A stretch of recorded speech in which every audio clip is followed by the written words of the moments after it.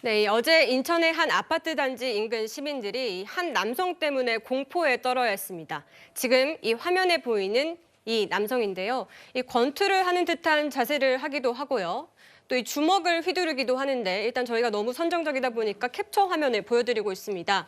그런데 지금 이 남성의 손에 잘 보이진 않지만 흉기가 들려 있었다는 건데요. 이 신고를 받은 경찰이 1시간여 만에 찾아서 체포를 했다고 하는데 이 당시 시민들의 공포가 엄청났다고 합니다. 구정차장님. 네.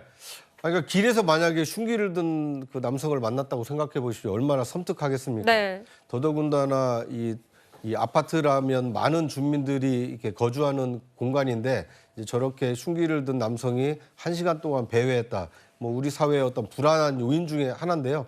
다행히 이 신고받은 경찰이 1시간 만에 이 흉기를 든 남성을 체포를 해서 뭐 이제 진화는 했습니다만 이제 앞으로 저런 분들이 활동하지 않도록 하려면 어떤 조치가 필요할지 뭐 지역 사회뿐만 아니라 이 범사회적으로 좀 고민을 해야 될 지점이 아닌가 하는 생각이 듭니다.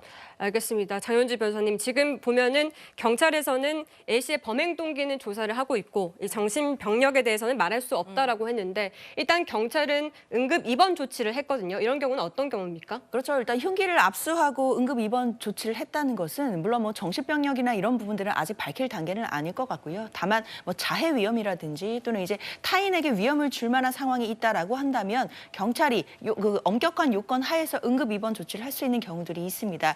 그렇기 때문에 일단 당시에 지역 사회에서는 훈방 조치가 됐었다라는 이제 잘못된 소문까지 나서 더욱더 학부모들의 불안감이 높아졌었는데요. 네. 사실은 그렇지 않고 체포한 후에 흉기가 압수되고 그리고 응급 입원 조치가 된 상황입니다.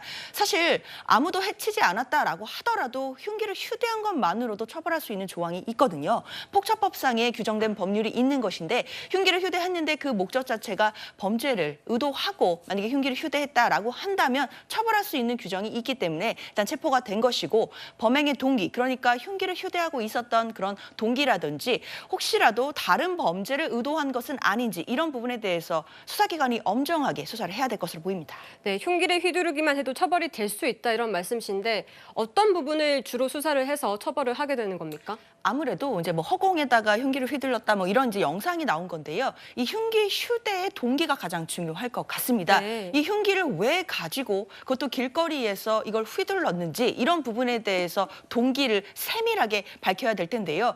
그저 단순히 뭐 허공에다가 흉기를 휘두르는 것으로 그치지 않고 만약에 그 다음으로 나아갈 범행의 동기라든지 범행을 예비하거나 음모하는 부분들이 있었다면 이 부분에 대해서는 경찰이 정말 엄격하게 처벌을 해야 되기 때문에요. 이런 부분에 대해서 진술을 엄격히 받아야 될 것으로 보입니다. 네, 정광재 대변인 또 집권 여당 대변인으로 계시니까요. 제가 궁금한 게요. 지금 아까 장현주 변호사님께서도 말씀하셨지만 지금 이 훈방 조치됐다는 엉뚱한 소문이 돌기도 했습니다. 그만큼 이 경찰에 대한 신뢰가 많이 떨어진 것 아닌가 이런 우려도 들거든요. 사실 뭐 일선에서 가장 애를 많이 쓰는 경찰분들의 노고 우리가 치하해야 한다고 생각합니다.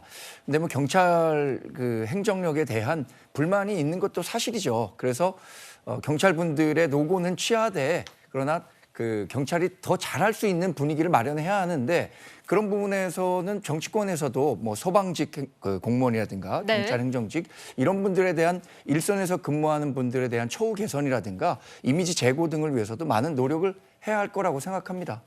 알겠습니다.